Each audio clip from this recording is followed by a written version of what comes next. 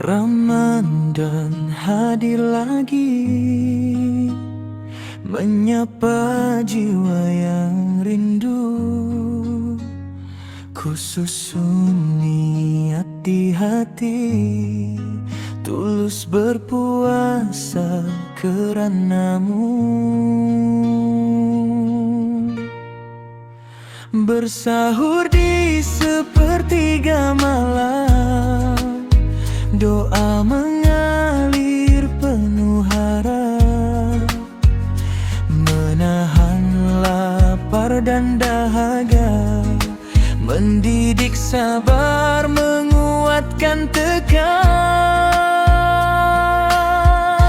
Ahlan wa sahlan ya Ramadan, bulan rahmat keampunan. Assalamualaikum ya Ramadan, kau datang membawa cahaya iman. Ramadan ini milikku, waktu mendekatkan diri padamu. Ku jaga mata, telinga dan lidahku, agar bersih jiwa dan kalbuku.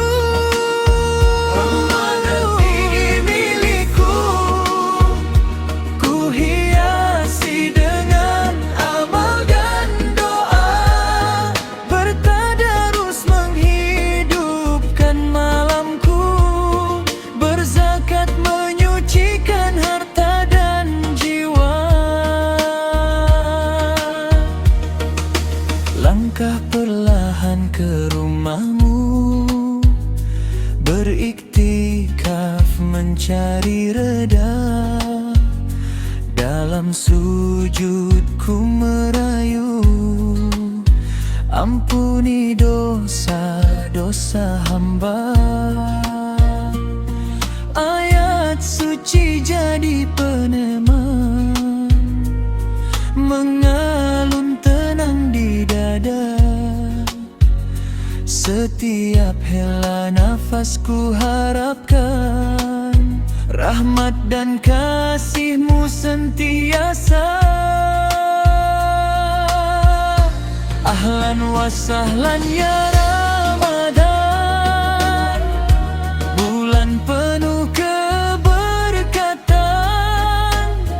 Assalamualaikum ya Ramadan, terimalah amal kekurangan. Ramadan ini milikku, waktu mendekatkan diri padamu. Ku jaga mata, telinga dan lidahku, agar bersih jiwa dan kalbuku. Ramadan ini milikku, ku hiasi dengan amal dan doa, bertadarus menghidupkan malamku, berzakat menyucikan harta dan jiwa. Dalam sunyi malam terakhir, air mata jatuh bersaksi. Tak ingin Ramadan pergi sebelum ku